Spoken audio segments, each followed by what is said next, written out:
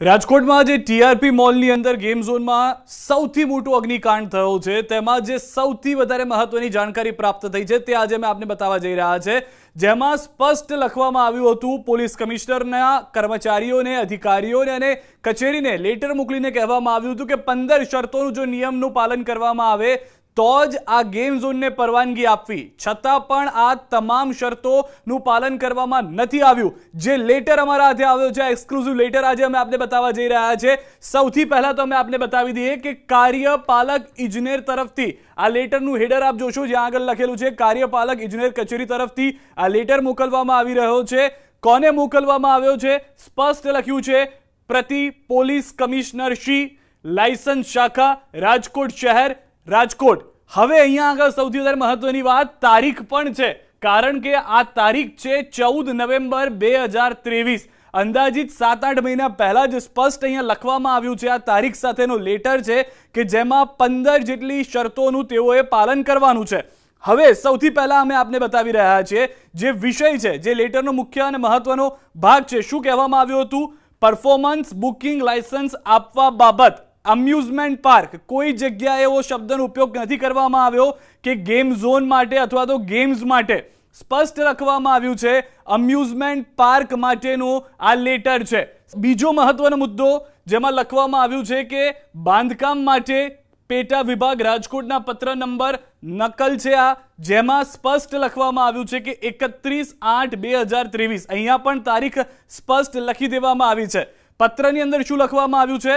જય ભારત ઉપરોક્ત વિષય અન્વયે જણાવવાનું કે આપશ્રીના સંદર્ભિત પત્ર નંબર 1 થી આયોજક શ્રી રેસવે એન્ટરપ્રાઇઝ રહે રાજકોટના આશુતોષ પાર્ટી પ્લોટ। એક લાઈન આપને એ માટે બતાવી રહ્યા છે જેથી ખ્યાલ આવે આપને।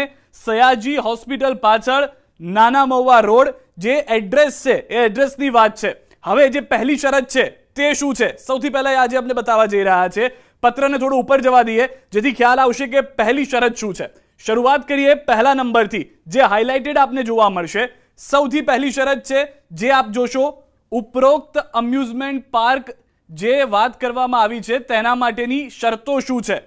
પહેલા નંબરની શરત, પાર્ક યોજાનાર છે અમ્યુઝમેન્ટ, ગેમ ઝોનનો નામો નિશાન અહીંયા આગળ જોવા નથી મળી રહ્યું। બીજી મહત્વની વાત, આયોજકોએ સ્ત્રી તેમજ પુરુષો માટે વોશરૂમ અલગ અલગ બનાવવાના છે સ્થળ પર, તેની વાત અહીંયા કરવામાં આવી છે। ત્રીજો મહત્વનો મુદ્દો, ગ્રાઉન્ડમાં ઊભા કરવામાં આવેલ સ્ટોલ્સ તેમજ બેરિકેટિંગ મજબૂતાઈથી ઊભા કરવાના રહેશે, જે વાત અહીંયા આગળ કરવામાં આવી છે। હવે સૌથી વધારે મહત્વની વાત, જે તમામ શરતો છે તેમાં ચોથી શરત શું છે તે અમે આપને જણાવવા જઈ રહ્યા છે। ચોથી શરત પ્રમાણે સ્થળ પર અગ્નિશામક સાધનો, ચોથી શરત છે સ્થળ પર અગ્નિશામક સાધનો રાખવાના રહેશે, સાથે જ ફાયર બ્રિગેડ વિભાગની મંજૂરી બારોબાર મેળવી લેવાની રહેશે, જે સ્પષ્ટ કરવામાં આવ્યું છે। આગળની વાત પાંચમી શરતની કરીએ, આગ, વાવાઝોડા કે અન્ય અકસ્માતોની તમામ જવાબદારી આયોજકોના શિરે રહેશે। પાંચમો મહત્વનો મુદ્દો છે જેમાં સ્પષ્ટ કરવામાં આવ્યું છે કે આગ, વાવાઝોડા કે અન્ય અકસ્માતની તમામ જવાબદારી આયોજકોની રહેશે। હવે છઠ્ઠો મહત્વનો મુદ્દો, ISO જેના માટેની જરૂરિયાત હોય છે, ISO 875893 ચુસ્તપણે પાલન કરવાનું રહેશે, જે પણ આમાં લખવામાં આવ્યું છે।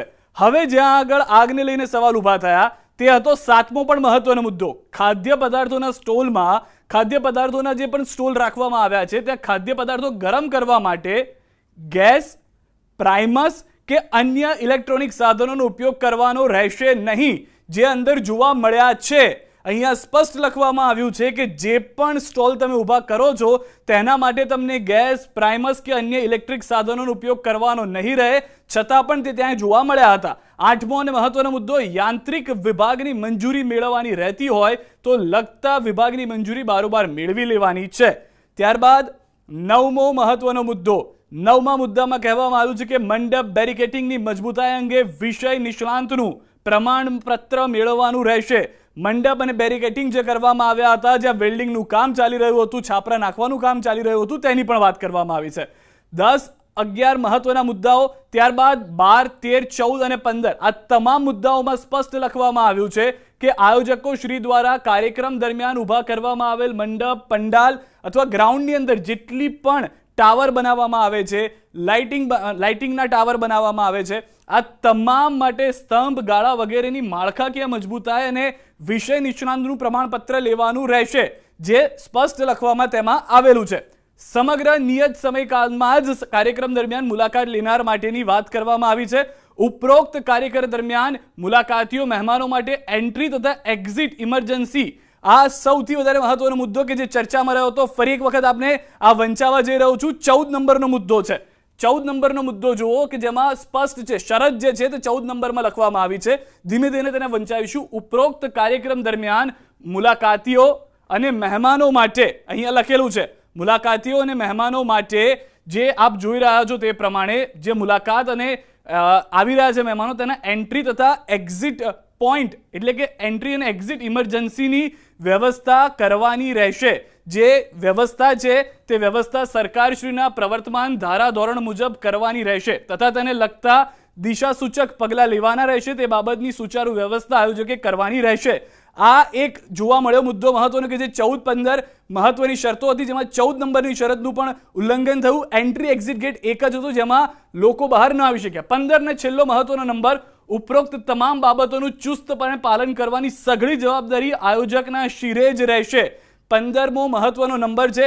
હવે આ તમામ વાત જે કાર્યપાલક ઇજનેર તરફથી કરવામાં આવી છે, જે તમામે તમામ બાબતો ધ્યાનમાં રાખ્યા બાદ જ પોલીસ અથવા તો પોલીસ કમિશનર અથવા તો પોલીસ કર્મચારીઓએ તેને પરવાનગી આપવાની થતી હતી. પરંતુ તે પરવાનગી આપવામાં ન આવી અથવા તો પરવાનગી જોયા જાણ્યા વગર જ આપી દેવામાં આવી. તે સૌથી વધારે મહત્વની વાત હતી ને જેના કારણે આ અગ્નિકાંડ થયો. 30થી વધુ લોકોના મૃત્યુ થયા. ખુદ તેમાંનો એક સંચાલક પણ જે આ આગની અંદર આવી ગયો હતો. અને સૌથી વધારે મહત્વની વાત, પોલીસની બેદરકારી, અનેક સિનિયર અધિકારીઓની બેદરકારી, જેના કારણે ખુદ એસઆઈટીની જે રચના થઈ છે તેમાં આઈપીએસ અધિકારીઓની પૂછપરછ કરવામાં આવશે, જેમાં અનેક આઈએએસ અધિકારીઓ જે મંજૂરીમાં સામેલ હોય છે તેઓની પણ પૂછપરછ કરવામાં આવશે. તો આ મહત્વનો લેટર છે જેમાં સ્પષ્ટ લખવામાં આવ્યું હતું કે આટલા નિયમોનું પાલન કરે તો જ મંજૂરી આપવી. જે નિયમોને જોયા જાણ્યા વગર પોલીસ તરફથી મંજૂરી મળી ગઈ અને જે ઘટના ઘટી જેમાં અનેક લોકોએ પોતાના વહાલ સોયા ખોયા.